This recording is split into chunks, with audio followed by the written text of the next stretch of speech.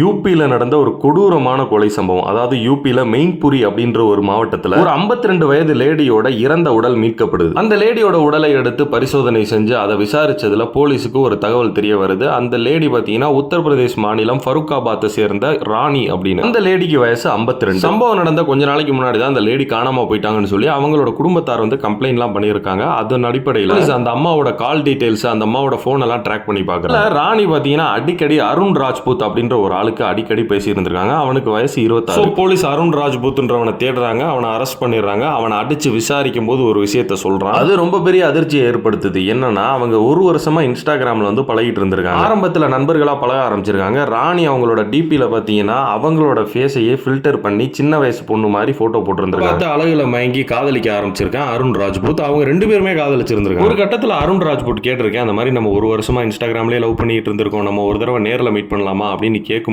சொல்லிட்டு ஃபருக்காபாத்தில் உள்ள ஒரு ஹோட்டல்ல ராணியும் அருண் ராஜ்புட்டும் மீட் பண்றாங்க. ஃபர்ஸ்ட் மீட்லயே சரியான ஷாக்கு அருணுக்கு. ஏன்னா காதலிச்சது ராணியோட டிபில இருந்த அந்த இளம் பெண்ணை, அதாவது டிஏஜிங் பண்ண அந்த ஃபில்டர்டு போட்டோ. அதனால அருண் ராணி கிட்ட சண்டை போட்டு அந்த இடத்துல இருந்து கிளம்பிடுறான். ஆக்சுவலா அந்த ராணின்ற 52 வயசு லேடி பாத்தீங்கன்னா கல்யாணம் ஆகி டிவோர்ஸ் ஆகி ஆல்ரெடி 4 பசங்க. இதை தெரிஞ்சுக்கிட்ட அருண் ராஜ்புட் அதுகிட்ட இருந்து எப்படியாவது தப்பிச்சிடணும் முயற்சி பண்ணிட்டு இருக்கேன். ராணி விடுற மாதிரி தெரியல. ஏன்னா காதலிக்கும் போது ராணி கிட்ட நிறைய காசு அடப்பு போட்டிருக்கேன். 1000 2000 கிடையாது, லட்சக்கணக்கில். என்னடா இது காசெல்லாம் திரும்ப கேக்குது, கல்யாணம் வேற பண்ணிக்கிற சொல்லுது அப்படின்னு காண்டாயி கல்யாணம் பண்ணிக்கிறேன்னு பொய்ய சொல்லி ஒரு இடத்துக்கு வர வச்சு தலைக்கு கட்டுற ஸ்கார்ஃபை வச்சு அதை கழுத்தை நெரிச்சு கொலை பண்ணிடுறேன். இறந்து போன லேடி ராணியை இப்படித்தான் நான் கொலை பண்ணேன் அப்படின்னு அருண் வந்து போலீஸ்ட்ட வாக்குமூலம் கொடுத்து அவனை போலீஸ் அரெஸ்ட் பண்ணி சிறையில் அடைச்சிடறாங்க.